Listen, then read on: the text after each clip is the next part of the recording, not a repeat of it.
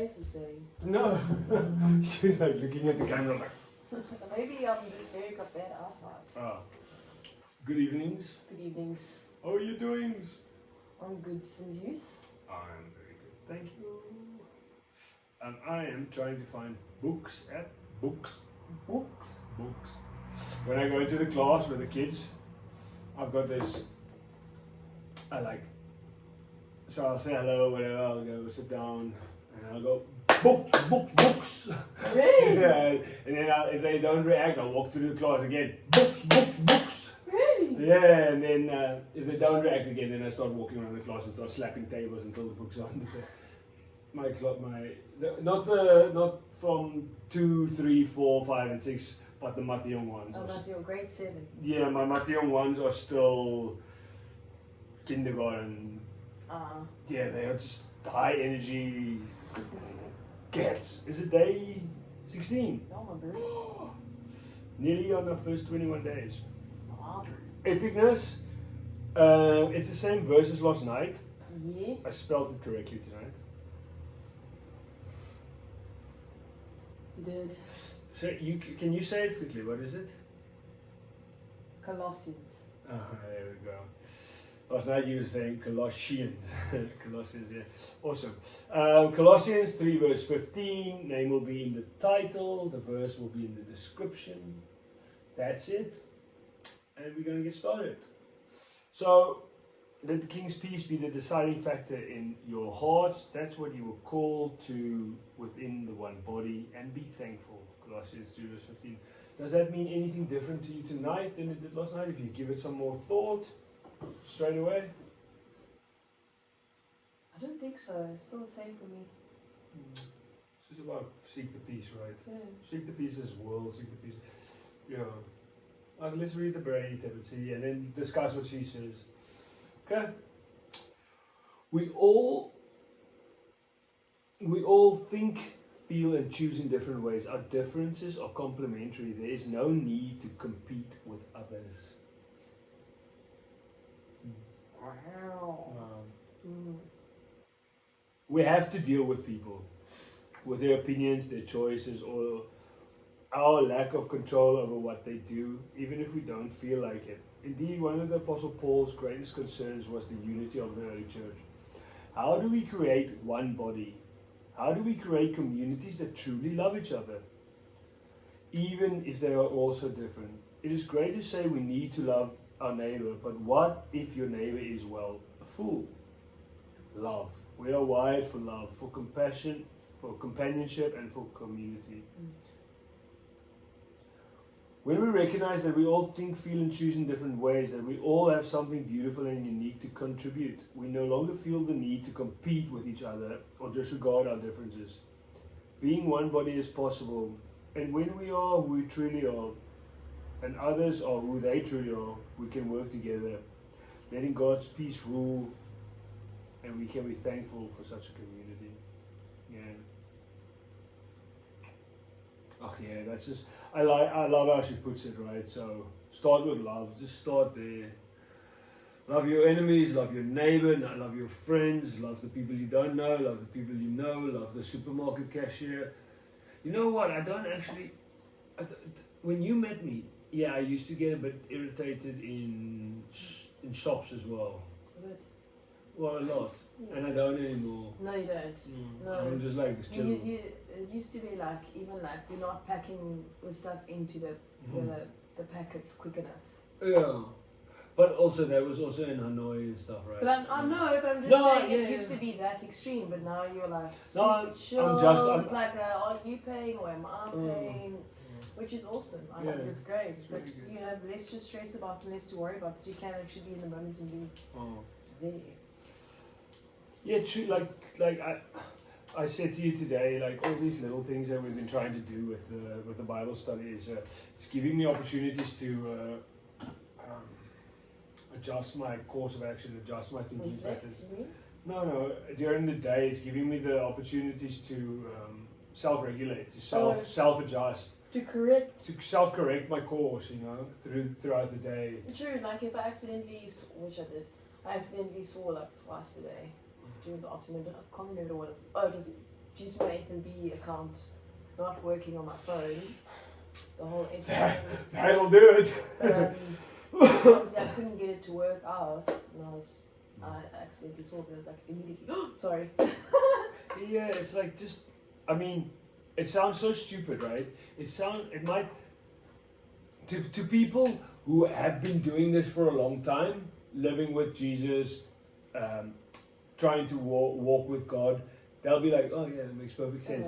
And then if anybody else hears what we're going through, they'll be like, you guys are crazy. Yeah. But what I said today to you was, I got up, I had my breakfast, I read some Bible in the morning, I then went to work, taught all my classes, I messed around with my uni registration stuff, I sent some proof of payments, did my teaching, came home, we did that special thing tonight that we don't have to talk about. It's nothing bad. Yeah, that doesn't need to be talked about. It's not that. Yeah, it's not that. We went shopping, we had nice food, and I told you, like, I also self-corrected like twice a day. So I had Bible once a day, 2 little prayer sessions, and I'm doing Bible study now. And it didn't take away at all from my achievements of the day. I didn't go like, oh, this is hamstringing me, this is crippling me. If anything, when I misstep and I you're bettering yourself. yeah, I realized. And I mean, I didn't think about it in the terms of act in love with yourself as well. I kind of go, come on, Mike. Where's that? Don't you think it is kind of loving yourself anyway, because you are making yourself a better person? Yeah, sometimes especially you'd go like, hey Mike, you're a bit hard on yourself. Whereas if we read it like that and you just said it, it's like, actually, you care enough about yourself that you want to self-correct. Yes, I completely agree, but you don't say horrible words to yourself when you're self-correcting yourself. Yes, I know. That's the difference. I know, we're trying to not say horrible words anymore. So yeah. But I'm saying about yourself. About yourself, yeah. Yes, other than that, yes, correct yourself for sure. But firmly. Which I think that was also how she said that, like, obviously, right? Where You have to deal with people, with their opinions, their choices. our lack of control over what they do, even if we don't feel like it. Indeed, one of the Apostle Paul's greatest concern was the unity of the early church. Unity of the church, yeah. So, yeah, church, the 10%, all the kind of strictly religious things about Christianity. We're still working on figuring out how they work. But I mean, this is so simple. It's like, be thankful. Let the King's peace be the deciding factor in your hearts. It just means like, let the King's peace be the deciding factor in your hearts. That's what you were called within one body. Within the world, like, we weren't called for all these other sideshow things. The sideshow things, as crazy as it sounds, like the sideshow things, the church and whatever, like, there's always this big deal in the Old Testament about how big a deal a temple was, and now it's like a church can be anywhere where people gather. It's like where 2 of you gather in my name, I will be there. So he's here now, and where am I coming up with these things? Why do I know that? Do you know what I mean? I know that from the Bible, where 2 or more gathered. I know, but I know that now. Yes. And I didn't. Yes. So my point is, I don't have anything else to do religiously. No. Yes, I should try and help others. Yes, we have spoken about it. But for now, it's like act in love, correct yourself, because I can't help anybody else out until my oxygen mask is on. And my oxygen mask is far from properly on. You know what I mean? I'm reaching for my oxygen mask. Like on, off, on. On, off, slips. Slips, yeah. And I've got years before my oxygen mask is on. And I can go, hey, you know what? I've got a grasp on what we're supposed to do. Maybe I can help somebody.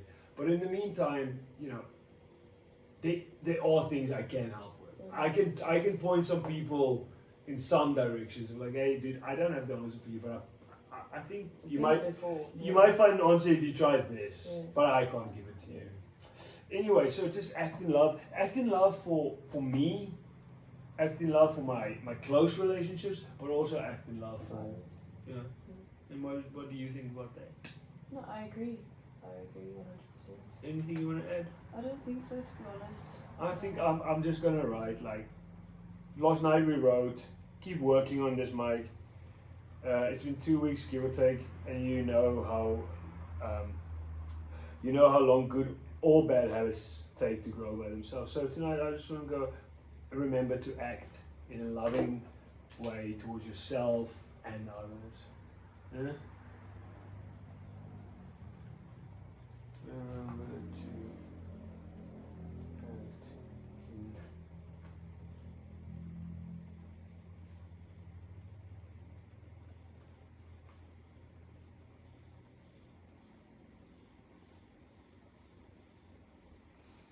and others.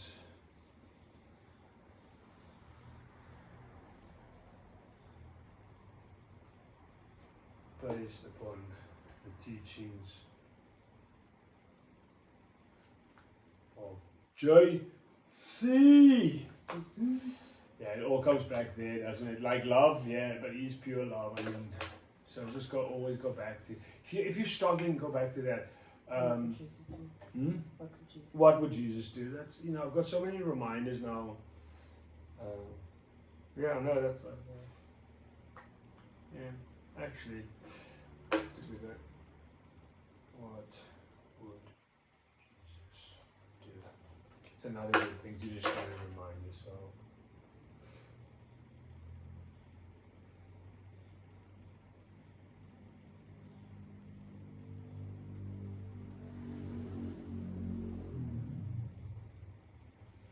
Cool. I'm happy with that one. What would Jesus do, basically? Yeah.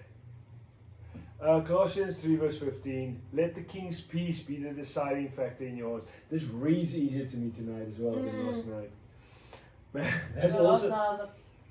That's also why they're giving it twice, because I didn't. Last night I was like, That's what you were called to within the one body, and be thankful. I just said, don't be quick to react. Think first, respond, and act. Oh, beautiful. That's beautiful. That's amazing. So much better than mine.